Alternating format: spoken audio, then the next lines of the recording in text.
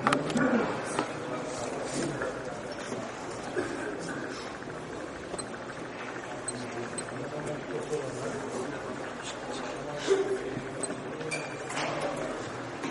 الله الرحمن الرحيم الحمد لله رب العالمين والعاقبة للمتقين والصلاة والسلام على سيدنا محمد وعلى آله وأصحابه أجمعين أما بعد السلام عليكم ورحمة الله وبركاته Rasululloh sallallohu alayhi vasallamning tilidan 30 hissa. Bugun 21-hissa Ayyub alayhissalom va barakot. Bu hadis Imom Buxoriyning sahihlarida keltirilgan Abu Hurayra roziyallohu anhudan. Qala an-nabiy sallallohu alayhi vasallam baynama Ayyub yaghtasilu uryanan kharra alayhi jaradun min dhahab faja'ala yakhfi fi thawbihi fanadahu rabbuhu alam akun aghnaytuka amma tara qala bala ya rabb walakin la ghina li an barakatik. Imom Buxoriydan bu hadis. Payg'ambarlar tarixiga murojaat qiladigan bo'lsak, mana shu ulug' payg'ambarlarni silsilasiga murojaat qiladigan bo'lsak, Ayyub alayhissalom. Alloh subhanahu va taolo bu ulug' nabiyni insoniyatga sabrda zarur masal qildi. Ayyubning sabri degan so'z bor. Alloh taolo Ayyub alayhissalomni shunday bir imtihon bilan, shunday bir balo bilan sinadiki, u kishining qilgan sabri kelajakda keladigan butun bir insoniyatga, musulmonlarga ibrat bo'ladigan bo'ldi. Ayyub alayhissalom o'zini qavmini eng hurmatli kishilardan edi. 7 o'g'il, 7 qizi bor edi. Alloh taolo mol dunyoni turli bir sinflaridan, turlaridan bergan edi. Qavmida hurmatlik, o'zi ulkan gavdalik, kelishgan, chiroyli, 7 o'g'il, 7 qizi bor, hurmat e'tibori joyida. Xullas bir odam dunyo matohidan, Allohdan nimani so'rashi mumkin bo'lsa, hammasini bergan edi. Lekin Alloh taolo mana shu bandasini shuncha ne'mat bilan sinadi, ne'matni berib turib, erkalatib turib sinadi, so'ngra uni olib qo'yib ham sinadi. Haqiqiy shokir banda Alloh berganda ham shukr keltiradi, rozi bo'laveradi. Alloh taolo bermasdan olib qo'yib sinaganda shukr keltiradi, rozi bo'laveradi. Endi norozi banda berganda ham ming'illaveradi, norozi bo'lib shikoyat qilib, olib qo'yganda ham ming'illaveradi, norozi bo'lib. Alloh taolo o'zidan rozi bo'ladigan bandalar qatoriga qo'shgan bo'lsin. Alloh taolo Ayyub alayhissalomni imtihon qildi. Bir kunda bor moli dunyosiga o'tib ketdi. Moli dunyosidan birdaniga ajradi. Ibodat qilib o'tirar ekan, shu noxush xabarni olib kelishdi. Moli dunyoyingiz berkitilgan omborlar hammasi kuyib ketdi dedi. Shat insult bo'lib qolmadi birodarlar. Shat siqilib bir nervini yo'q qolmadi. Biznesingizni olib qo'yibdi desa, tovaringizni konfiskatsiya qilib qo'yadi, bo'lib qolmadi. Chunki Ayyub alayhissalomning dunyosi qo'lida edi-da, qalbida emas edi. 20 ming dollarga Eronga pul jo'natib boribdi o'zi. Shu o'zimizda bo'lganda aytib beradi ukalarimiz. Borgan ekan 3 yil 4 yil birga savdo qilgan o'shadagi nomard bor yo'qol debdi. Shart insult bo'lib qaytib ketdi o'shada. Pul ham ketdi, salomatchilik ham ketdi. Subhanalloh, ana shu tijorat yo'q paytida pul yo'q paytda ham kuni o'tgan-u. Namuncha bir inson noshukur bo'ladi, norozi bo'ladi. Ayyub alayhissalom nima dedi? Alhamdulillah dedi. Alloh berdi, Alloh oldi. Parvo qilmadi. Ana shu farzandlari 14 ta farzandi birin-ketin yoki birdaniga hammasi halok bo'ldi. Yusuf alayhissalom otasi Yaqub alayhissalom Yusufni o'lganiga emas, yo'qolib qolganiga yig'laverib, qayg'uga kirib, ikkala ko'zi ko'r bo'lib qolgan edi. Bitta bolasini yo'qolib qolganiga. Endi 7 o'g'il, 7 qizni birdaniga ketishini tasavvur qiling-da. Inson bolasi ko'tara olmaydi birodarlar. Aqli ketib qoladi. Farzandlaringiz ham ketdi dedi. Alhamdulillah, Alloh beradi, Alloh oldi dedi. Qarang, qalbini to'rida Robbisiga bo'lgan muhabbat, u dunyosi, bolasi u keyingi o'rinda ekan. Bu ham yetmaganda Alloh taolo jasadiga bir qattiq dardni berdi. Badani shunday bir kasalga uchradiki, go'shtlari uzilib tushadigan darajada bemor bo'lib qoldi. Moli dunyo ketdi. Farzand ketdi. Sog'lik ketdi. 3 ta xotini bor edi. 2tasi javobini olib ketib qoldi tezda. Bitta ayoli qoldi. 2 dona do'sti bor edi, uzoqdan turib shuna gaplashib qo'yib ketib, yoniga kelmasdan ketib qoladi, chunki yuqumli bo'lib qolmasin kasali dedi. Bu kasali yuqumli bo'lishidan qo'rqib, ana shu hamshaharlari kechalar hurmat qilayotgan, kecha to'rilarga chaqirayotgan kechagi qavm Ayyub alayhisolamni chiqib ketishini xohladi. Ayyub alayhisolam shunday kasal bo'ldiki, yurishlikka qodir emas edi. Ayoli hopichlab ko'tarib olib, bir nariga qishloqqa borib, bir chekaroqqa yerini o'tkazib qo'yib, bor molini sarflab tugatdi. 18 yil ko'tarib yurdi. Odamlarning xizmatini qilar edi. Bir paytlar mulkchilikda, farovonlikda yashagan ayol vafodori shunaqa bo'lar ekanda. Erini o'tkazib qo'yib, bir kapaga o'tkazib qo'yib, qishloqning tashqarisiga kirib, kimi kirini yuvib, kimi eshigini supurib, kimi bir uyini tozalab, non topgan yegizar edi. Ayyub alayhisalom mana shu bemor holida bir marta Alloh taolaga shifo ber demagan edi. Boyligimni qaytarib ber, mol dunyomni qaytarib ber demagan, faqat hamd aytar edi. Shuncha aytayapmiz, Ayyub alayhisalomning sabri zarbul masal bo'ldi. Biz tasavvur ham qila olmaymiz, birodarlar. Bu qishloqda 5 kun, 6 kun xizmatini qiladi-da, Ayyubning ayoli ekanligidan bir xabar topib qo'ygandan keyin qishloq ahli bu kasal yo'qib qolmasin deb haydashib yuboradi, ish bermaydi. Ko'tarib nariga qishloqqa boradi. Ular ham Ayyubning ayoli ekanligini bilib qolguncha xizmatini qilib yurib non topib keladi eriga, bilib qolganda ular ham haydaydi. O'ylab ko'ring-da. 18 yil. 18 yil Ayyub alayhisalom qattiq alam chekar edi. O'tirar edi yura olmasdan, lekin faqat hamd aytar edi. O'zimizga olib ko'raylik-da. 2 kun svet o'chib qolsa, ko'ring, shikoyatimiz osmonga yetadi. Suv 3 kun kelmay qolsa, bu qanaqa bu insofsizlar? Birpasda shikoyatga tushamiz. Nima demaydilar?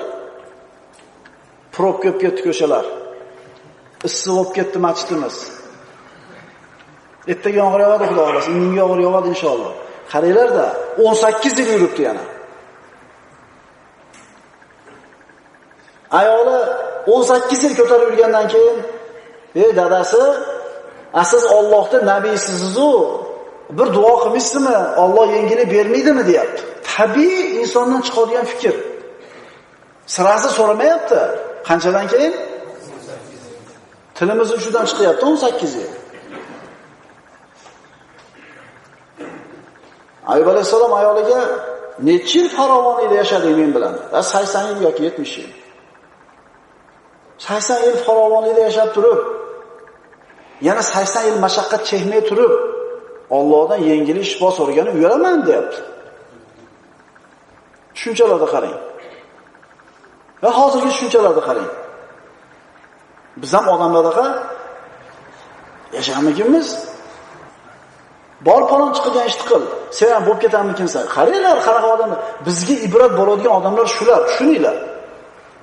Mana shu yerda o'tirgan odamlarning birontasi men 100% aminman, qonni och qolayotgani yo'q. To'g'rimi? Yurib kelsinlar, demak tanilar ham sog'. Borib yotadigan tomiylar ham bor. Qishloqlardan hech kimsalarni hayda mayapti. Lekin shikoyat o'shuncha.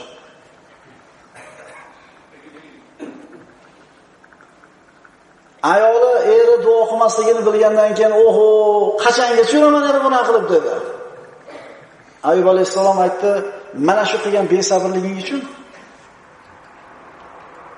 necha yillik sabr uchun 18 yil mehnat qilib yursa aytayapti, besabrlik qilding sen deyapti. Alloh menga shifo bersa 100 qamchi uraman seni."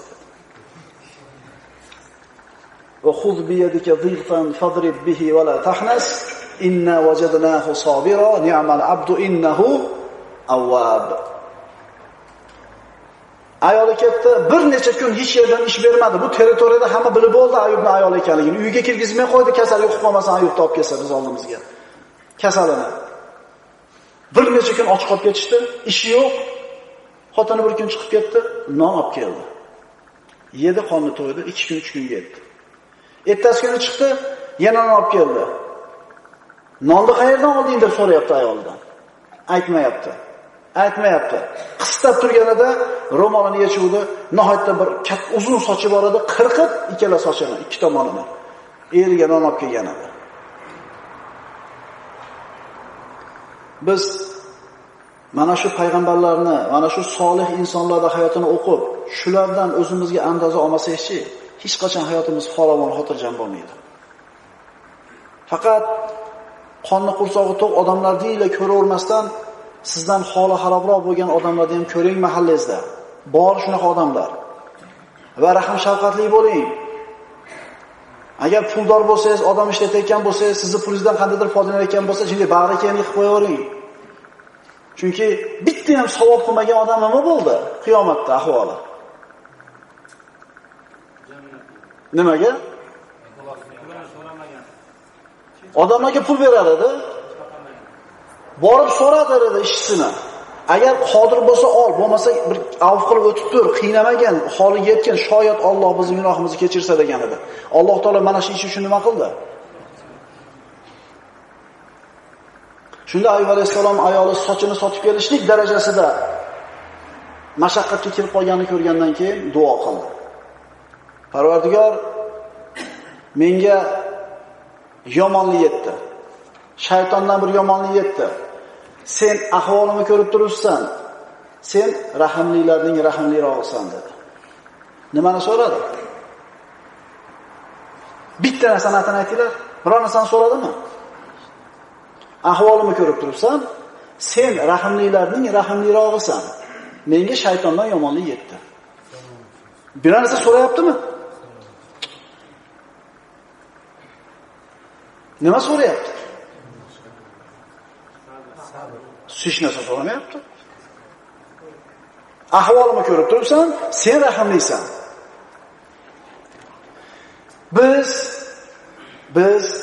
Bizga nima kerakligini juda yaxshi bilamiz. Ayyub alayhisalom bilmas ekan, qarang.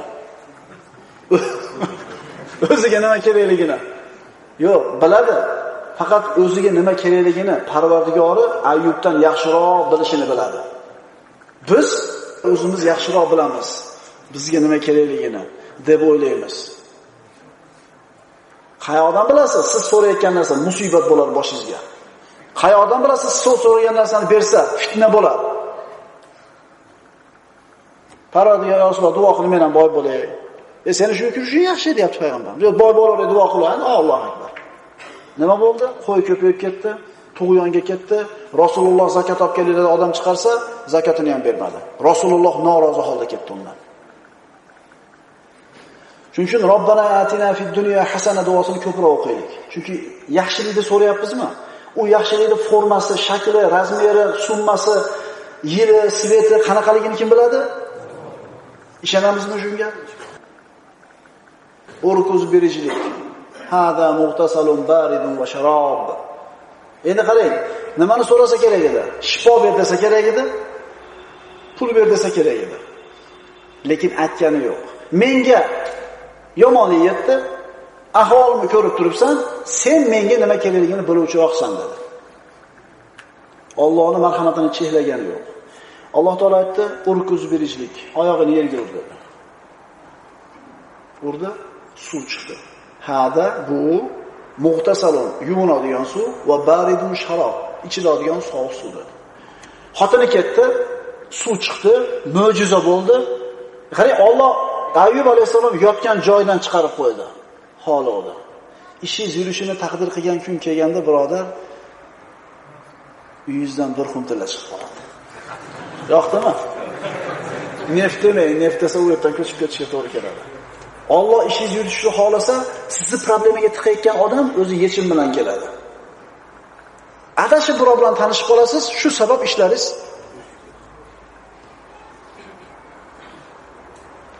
yuvindi, badanidagi dardlari ketdi. Ichdi, ichidagi dardlari ketdi. Va 18 yil burungi holatiga olib kelib qo'ydi Alloh taolo. Buni so'radimi? O'sha aytyapmiz-da, biz bilmaymiz-da, bizga Alloh qanday fazl ko'rsatishini o'ziga tashlab qo'yaylik-da. Ayoli keldi, tanimadi. Shu yerda meni bir erim bor edi, ko'rmadingizmi desa, tanimayapsanmi meni? Yo'q, tanimayapman. Shu bir kasalmand, nochor bir erim bor edi, Allohning nabisi. Shu ko'rmadingizmi? Tanimayapsanmi? Qarasa eri. Yuvinayotgan paytda nima ish bo'lgan edi? Hozirgisi muqaddimasi edi bu darsimizni. Abu Hurayra roziyallohu anhudan Ayyub alayhissalom yalang'och yuvinayotganida uning ustiga oltindan bo'lgan chigitkalar yog'ildi. Alloh boy qilib qo'ydi. Qani boy sog'am qildi. Yoshligini ham qaytarib berdi, yana boy ham qilib qo'ydi. Qanaqa qilib? Qayerdan keladi? O'zing o'ylab, oshini qayerdan topam? Yo'q, hech najot yo'q chedan. Najot deganda faqat odamlarning gapini tushunardi-da bu odam. Palonchi berib turaman, palonchi yordam beraman, palonchi yo'laveraman degan gapni najot deb bilardi. Tevadan uzilib qolgan edi. Chigitkalarni ko'rgansizlar-a, bu issiq o'lkalarda sarancha deb qo'yadi, osmonda to'ldirib uchib keladi. Ekin-tikinlarni vayron qiladi. Rejilu jarot. Ana shunday bir osmonni to'ldirib chigitkalar uchib kelib Davud Ayyub alayhissalom ustiga yopirildi. Har bittasi oltindan edi. Yalang'och holda yuvonyapti. Chigitkalardan bo'lgan bir to'p uchib kelib ustiga yog'ildi. Ayyub alayhissalom terishni boshladi. Alloh taolo aytadi: Alam akun aghnaytuka amma tara. Ustingga yog'dirib qo'ydim-ku, yana nima teryapsan ko'ynagingga bitta. Diqqat. Ha dedi Ayyub alayhissalom: "Ey Robbim, berding, lekin sening barakotingdan behojat emasman. Barakasi ham kerak" deyapti. Siz bilmaysizda yeyotgan oshingizni qaysi guruchida barakot bor. Siz bilmaysiz qaysi farzandingizni rizq tufayli yuzga barakot kelyapti. Siz bilmaysiz qayerdaligini barakani. Shuning uchun isrof qilmaslik kerak. Eskilarimiz dasturxonga tushgan guruchni bittadan tergizib egizardilar. Savob bo'ladi, ol ye deb. Hozir bormi shu? Yo'q. Avval guruchni oshni tovoqdan tushirmasdan yeyishlik san'at darajasiga ko'tarilgan edi. Mana shunday qilganda tushmaslik kerak edi. Oldiga tushirib yegan odam, ne eti ichna bo'lardi. Hozir unaqa emas, qoshqa deymiz hammamiz. Demak, Ayyub alayhissalom bu chigitkalarda terishigidan maqsadi nima bo'ldi? Barakot. Hadisdan olinadigan xulosalar. Birinchisi, agar odam yolg'iz bo'lsa, yalang'och yuvinishligi mumkinligi mana shu hadisdan xulosa olinadi. Chunki Alloh taolo Ayyub alayhissalomni yalang'och yuvinayotganligini ma'lumot qilmadi. Chigitkalarda qolgan qutganini terayotganda ma'lumot qildi. Tushunarligi, hech kim ko'rmaydigan joyda kiyimsiz yuvinishlik mumkin ekan. Agar yolg'iz bo'lganda ham avrat bilan, satr bilan, to'siq bilan yuvinishlik kerak bo'lsa, odamlarga bu mashaqqat bo'lar edi. Domla aytgan, yana u uyingizda, hammomingizda. U cho'milgani borganda unaqa emas ekan. Chunki aytdi-ku, Musa alayhissalom hamma ma'lumotlar yalang'och cho'milganda alohida yuvinardi borib. Uchinchidan, Ayyub alayhissalom halol molga haris bo'ldi. Esimizdan chiqmasin, baraka faqat halol molda bo'ladi. Barakot faqat halol tijoratda, halol molda bo'ladi. Harom pulda barakot bo'lmaydi. Har qancha u to'shni aytyapsizlar, ko'p bo'lsa ham. Ko'p bilan barakani farqi bor. Bu haqida darslar qilganmiz. 4-dan, anbiyolarga vahiy ilhom ko'rinishida, farishta vositasida, so'z orqali yoki Alloh o'zi bilgan boshqa yo'l orqali keladi. Alloh taolo Ayyub alayhissalomga sen qilayotgan ishdan behojat qilib qo'ymadimmi degan vahiyni yubordi. Banda katta mol davlat so'rashligi mumkin. Agar o'zi boy bo'lsa ham. O'zi boy bo'lsa ham katta davlat so'rashi mumkin. Faqat bitta sharti bor, shu katta mol davlatni fitnasiga tushib qolmasligi kerak. Shu mol davlatni shukrini ado qila oladigan darajada bo'lsa, mumkin so'rashlik. Chunki payg'ambarimiz sollallohu alayhi vasallam, birodarlar, mana 7-xulosamiz, musulmon odamda kambag'al bo'lganidan boy bo'lgani yaxshi. Kambag'allik yomon degani emas. Alloh kimni kambag'al qiladi, kimni boy qiladi. Shu bilan sinaydi ikkalasini. Agar boy, shokir bo'lib, moli dunyosini Allohga infoq qilsa, bu ham yaxshi. Agar faqir bo'lib yashayotgan bo'lsa, shukr keltirib rozi bo'lsa, bu ham yaxshi. Shokir boy manzilati afzalroqmi, sabr kambag'almi? Qazimiz qiyinroqda, keyin manzilatni belgilaymiz. Boyniki qiyinroq, kambag'alniki osonmi? Bu orqadagilar ham qatnashyaptimi shu darsda? Ikkalasining ham o'ziga yarasha bir ajr savobi bor. Boy qo'lida katta davlatning shukrini ado qilib, infoq ihson bilan, saxovat bilan ishlayotgan bo'lsa, buni ham manzilati baland bo'ladi. Kambag'al Alloh bergan kunga rozi bo'lib qanot qilsa, buni ham manzilati baland bo'ladi. Faqat boy jannatga kambag'allardan keyin kiradi. Nima uchun? Sulaymon ibn Davud alayhissalom mulkini katta bo'lganligi uchun boshqa payg'ambarlardan 40 yil keyin kirardi. Demak, boy birodarlarimizga ham bashorat, qo'lida davlati yo'q bo'lgan birodarlarimizga ham bashorat. Islom ikkalasini teng ishi. Inson faqirlikdan panoh tilashligi kerak. Chunki payg'ambarimiz sollallohu alayhi vasallam o'zi faqir yashagan, lekin faqirlikdan panoh tilagan. Allohumma inni a'udhu bika minal kufri val faqr. Parvardigor, men sendan kofirlikdan, kufrdan va kambag'allikdan panoh tilayman. Darsimizning xulosasi barakot qidirishlik kerak. Ayub alayhisalom ustiga chigitga yog'di, tilladan bo'lgan. Shundaylar keldi. Lekin terdi, barakotni qidirdi. Birodarlar, barakot degani ko'p degani emas. Barakot degani tatimli, to'yimli bo'lishligi. Men shu 2007-yil gapirgan darslarda tafsilotlar bilan gapirib tushuntirib qo'yganman.